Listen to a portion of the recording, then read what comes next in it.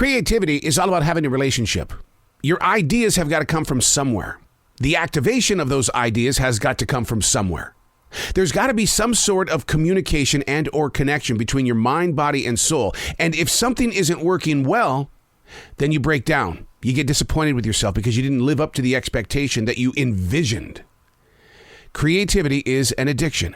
Build up a relationship with it and learn to listen to it so that that addiction can become a partnership, a collaboration.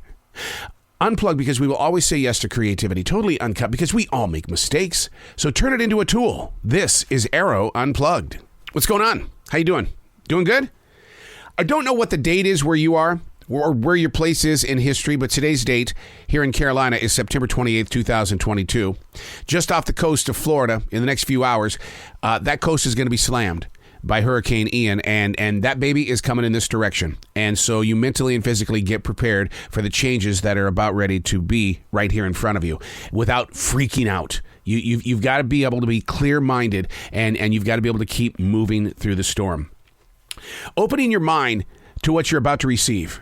That is so important in moments like this. Opening your mind to what you're about ready to receive. Not everybody is into this shape of walking. I've learned through daily writing that to have anything open, you got to have room. Therefore, I began a journey of having a cleared mind. The biggest challenge is keeping it cleared. How we collect good and bad energy doesn't go away. Look at what happens in a stream when you remove a rock. The water, it begins to flow. Well, the same is very true about your thoughts.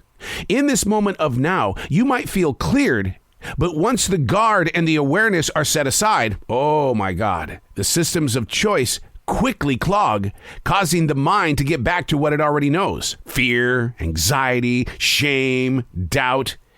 It's all things and shapes, and each of them, they want attention. Opening your mind to what you're about to receive. The question is, are you listening? Hey, it's Arroe. This is The Daily Mess, a chronological walk through an everyday world. I am a daily writer, and through writing, I've been able to accept what I'm about ready to receive. I don't jump onto these pages to feed my ego. I'm receiving so that I can share. Now, some people might say, shut up. You're right. You're right. I do say that to myself a lot.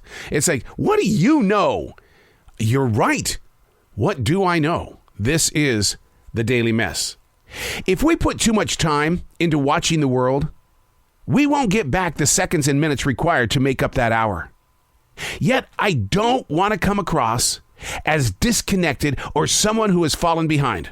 But come on now. We're putting too much time into watching the world, putting our noses in other people's business.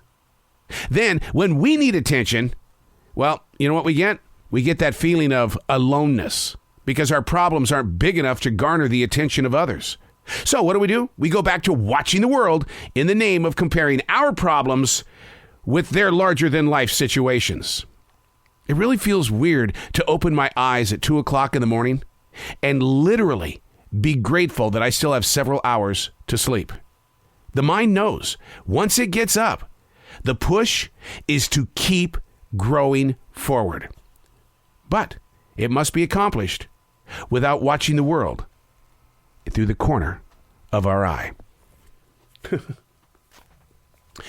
If I could go back and change one thing about the lockdown, one thing, if I could change it, I would put away the digital device.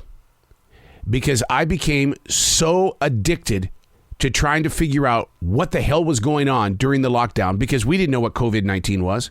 We were just told, go in the house, don't come out, wear a mask. And so the way that I kept in touch with the world was through the digital device. And through that digital device, I read every newspaper article humanly possible on every single website that I could reach. I mean, everyone. And they're still there. So if I need to know what's going on with Hurricane Ian, where do I go? CNN, Fox, ABC, NBC. I mean, it just goes on and on and on. And I don't know what it is that I'm looking for. And so I throw that out to you. What is it that you're looking for? If we put too much time into watching the world, we won't get back the seconds and minutes required to make up the hour. Before the lockdown, when I would wake up in the morning, I would trip and stumble and fall into my writing chair and begin a process of throwing thoughts onto a page. But that doesn't happen anymore. I got to see what happened in the world over the past few hours before I went to sleep at 11 or 12 o'clock and woke up at 5 or 6 o'clock. What went on in the world? I have to know. So what I did was I came up with an excuse. It reminds me of my father. First thing he would do every morning is he'd pick up the Billings Gazette and start reading the newspaper. If we put too much time into watching the world, we won't get back the seconds and minutes required to make up an hour. An hour becomes 2, then 24, then 31 days, then 365, a year, gone. Look at how fast time has gone by since March of 2020. It's already September 2022. We're coming up on 3 years. We've been spending way too much time watching the world and not enjoying life. I'm Arroe, and that's the Daily Mess.